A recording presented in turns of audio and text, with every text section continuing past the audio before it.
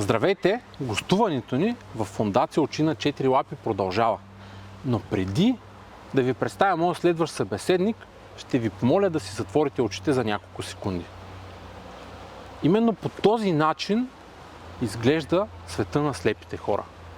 За моя голяма радост, нашия гост е човек, който внася светлина в този мрак, защото е треньор на кучета асистенти за хора с зрителни проблеми.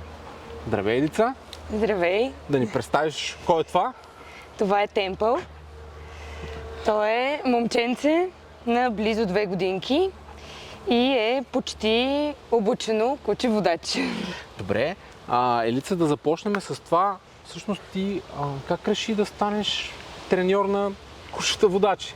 Защо не избра нещо друго, точно това? Като начало, защото обожавам животните, особено кучетата. И много ми харесва работата. И особено пък и самата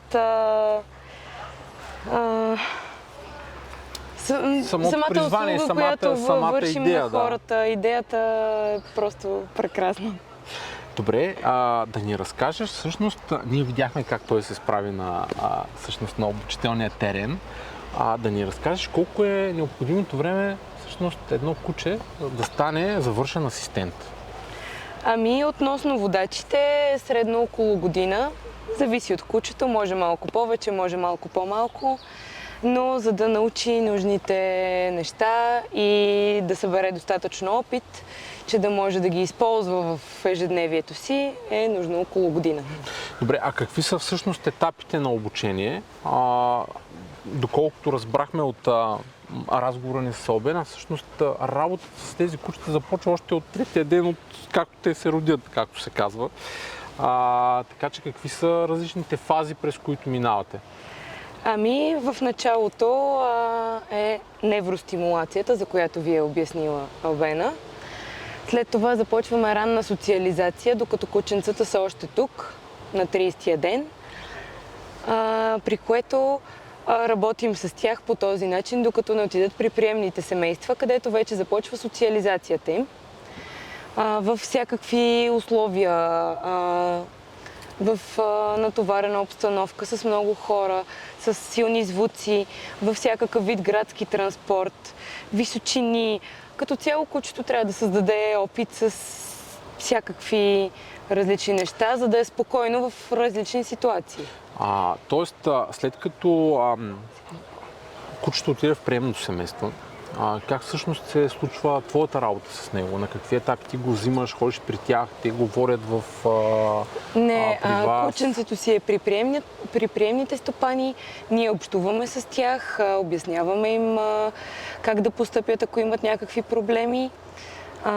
Идват почти всяка седмица на тренировки тук при нас или в градски условия правим тренировки с всички малки кученца, за да свикнат и да работят в такава по-разсейваща среда с много кученца. Да.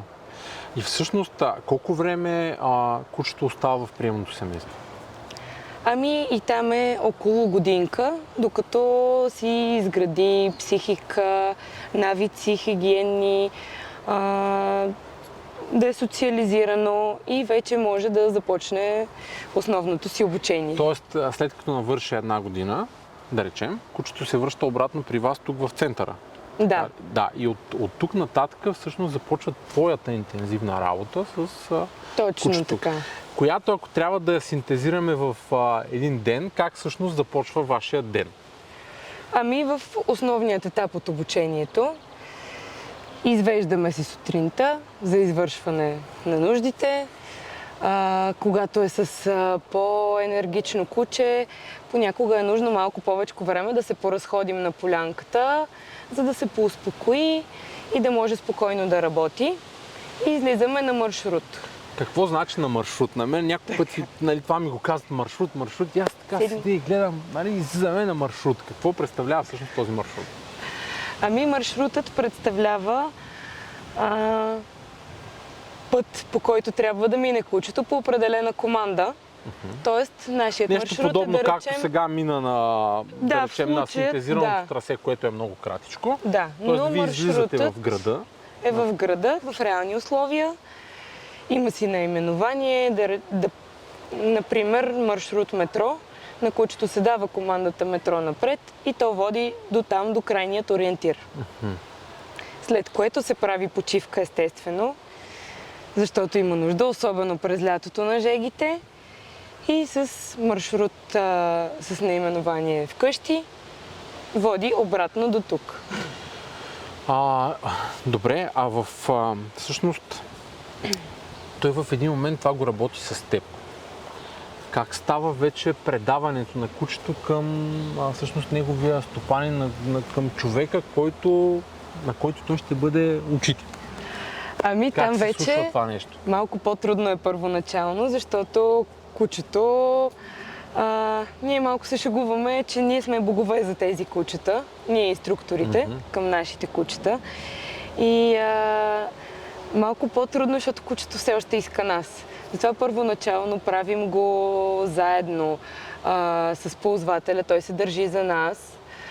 След това ползвателя хваща кучето, а ние даваме командите, защото кучето е учено да не изпълнява чужди команди.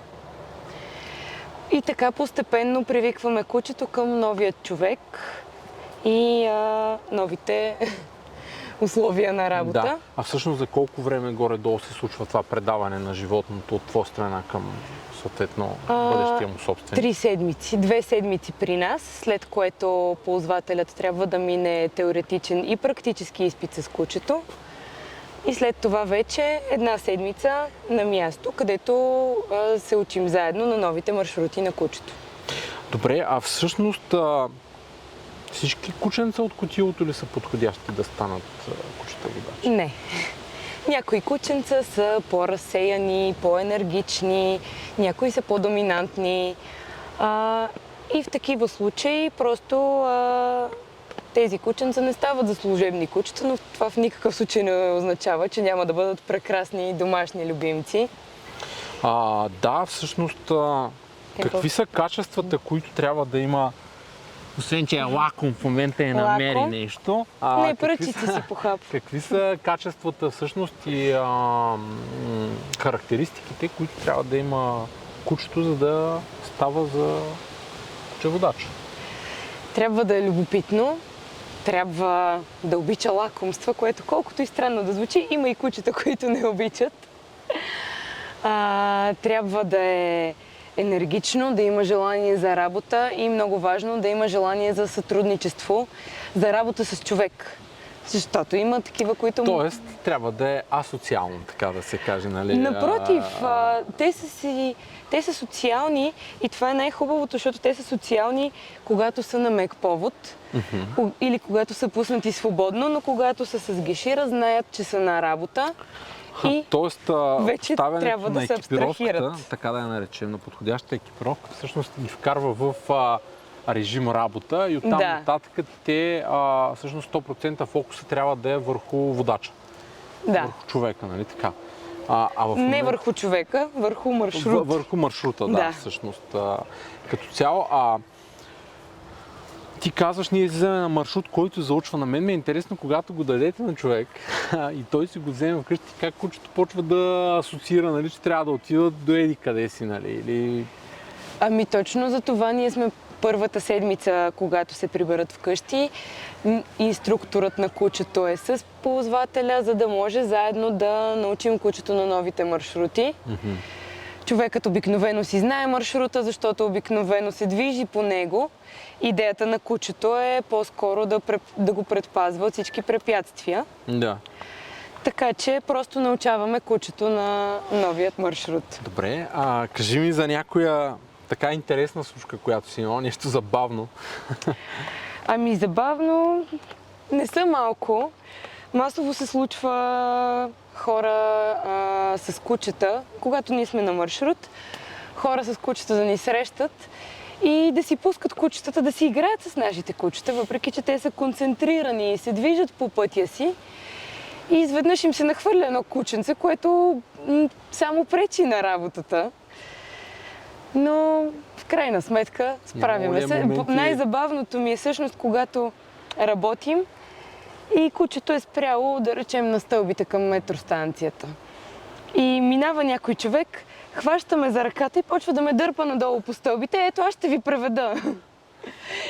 При което, нали, е по-вероятно да ме пребие, отколкото да ме преведе. Добре. Всъщност ти каза с тези кученца, които не са подходящи за кучета водачи, те съответно могат да бъдат пренасочени или към някои от другите специалности, и Могат да бъдат, другия да. тип асистенти, който Кучета има. асистенти или може човек, Или- който иска кученце, да си ги купи. Да бъдат едни прекрасни Темпо. домашни любимци. Легни. Добре. И всъщност на теб колко време ти отне да станеш треньор? Ами, аз все още съм в процес. За нас, стажантите, трябва да предадем 6 кучета водачи, за да станем треньори това кое ще официално. бъде? Това е третото. Да, показа си цялата прелест. Тоест ти вече Така си прави на... като щастлив. Да. Ти вече си на На 50% от пътя. Добре.